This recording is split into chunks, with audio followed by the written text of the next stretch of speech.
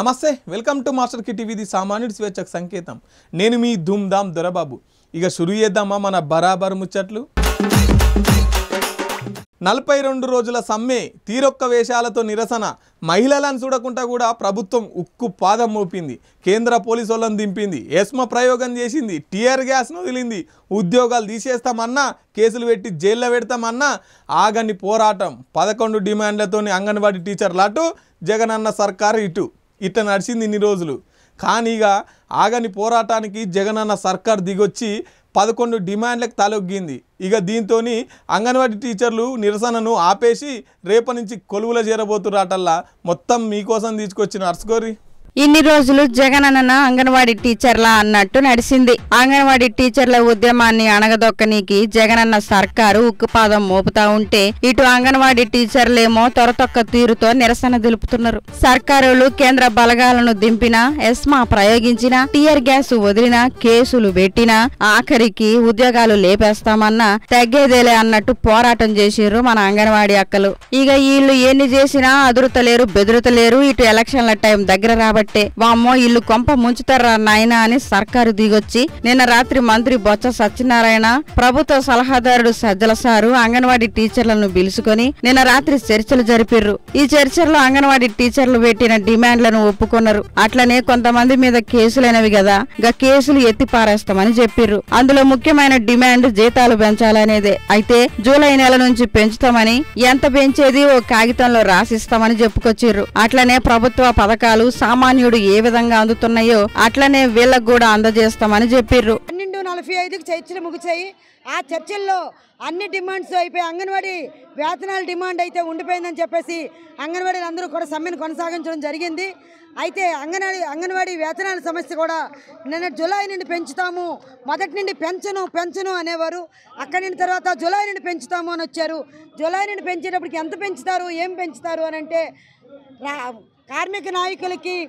అంగన్వాడీలకి రాజకీయ నాయకులకి మన రాష్ట్ర ప్రభుత్వానికి అందరికీ ఆమోదయోగ్యమైన ఫిగర్ అయితే ఇస్తాము అది కూడా జూలై నుండి పెంచుతామని చెప్పేసి మన రాష్ట్ర ప్రభుత్వం చర్చల్లో అంగీకరించడంతో 3 రోజుల్లో మీకు మేము రాసిస్తాము ఈ సమస్యలన్నిటి మీద కూడాను అని చెప్పేసి చెప్పడం జరిగింది ఇంతకు ముందు 60 ఏళ్ల వరకే కొలువు చేసే అవకాశం ఉండేది ఇప్పుడు దాన్ని ఇంకా 2 ఏళ్లు పెంచుతున్నారు అన్నట్టు ఇక అట్లనే పని చేసేటప్పుడు ఎవరైనా కాలం చేస్తే వాళ్ళిట్లా ఓ కొలువిస్తామన్నారు ఈ కార్యం చేస్తే ఖర్చు 25,000 ఇస్తామన్నారు 45 ఏళ్లకే ప్రమోషన్ కల్పిస్తామన్నారు గ్యాస్ బుట్ల సంఖ్య పెంచాలని పిల్లల మెనూ పెంచాలని డిమాండ్ చేసిర్రు ఇక ఇట్లా వీళ్ళు పెట్టే డిమాండ్లు సర్కారు ఒప్పుకొనేసరికి అంగన్వాడీ టీచర్లు క్రిస్మస్ న్యూ ఇయర్ సంక్రాంతి పండుగ చేసుకున్నారు ఇక తెల్లారి నుంచి కొలువుకు పోతాం అనుకొచ్చిర్రు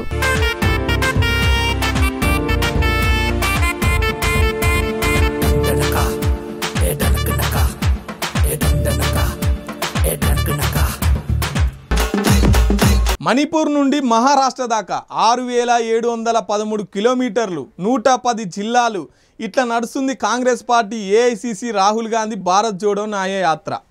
కానీ ఇట్లా పోతుంటే సార్కు అడ్డు తలిగిర్రు మన బీజేపీ వాళ్ళు ఇక సార్కు అటు కాంగ్రెస్ వాళ్ళకు గట్టిగానే లడాయి నడుస్తుంది ఇక నిన్న మన హైదరాబాద్లో అయితే కాంగ్రెస్ పార్టీ పెద్ద అందరూ కలిసి క్యాండిల్స్ పట్టుకొని హైదరాబాద్ చుట్టూ తిరిగి రాహుల్ గాంధీ సార్కు మద్దతుగా ప్రకటించారు ఇక చూడురి మీకోసం తీసుకొచ్చిన ఇవన్నీ కాంగ్రెస్ పార్టీ ఏఐసిసి అధ్యక్షుడు రాహుల్ గాంధీ గతంలో భారత్ జోడో యాత్రను కాశ్మీర్ నుండి కన్యాకుమారి వరకు యాత్ర చేపట్టిన ముచ్చట మనందరికీ తెలిసిన సంగతే గాని ఇక అట్లనే మొన్న జనవరి 14వ తారీఖున భారత్ జోడో న్యాయ యాత్ర మణిపూర్ నుండి మహారాష్ట్ర దాకా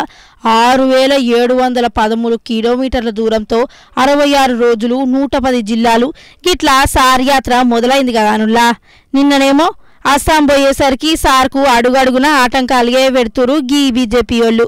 ఇక చూడుండ్రి రాహుల్ గాంధీ సారు బస్సులో పోతుంటే బీజేపీ వాళ్ళు సార్ను చూసి జై మోడీ అంటూ ఎట్లా నినాదాలు ఎత్తుర్రో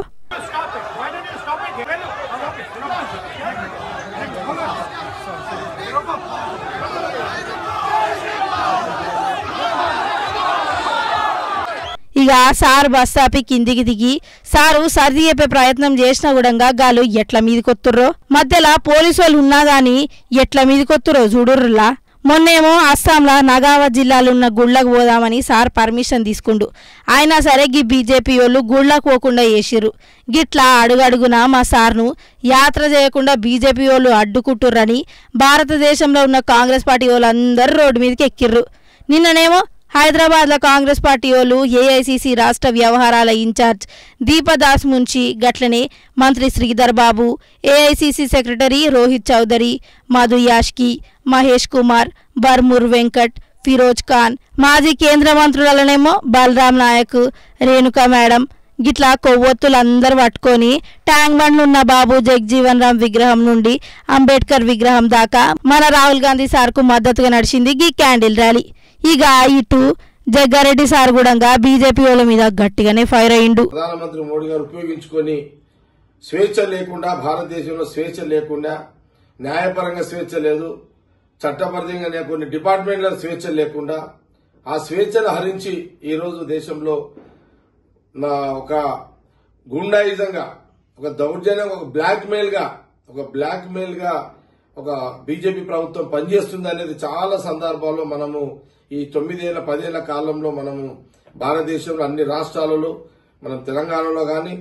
ఏ రాష్ట్రంలో చూసినా కూడా మనం చూస్తూనే ఉన్నాం. అంతా కూడా బీజేపీ పరిపాలన ప్రజలకు అందుబాటులో లేదని, మన దేశంలో న్యాయం కరువైందని, మణిపూర్లోనేమో మంటలు ఇంకా చల్లారలేదని క్యాండిళ్లు పట్టుకొని గిట్లా రాహుల్ గాంధీ సార్కు మద్దతు తెలిపినట్టు.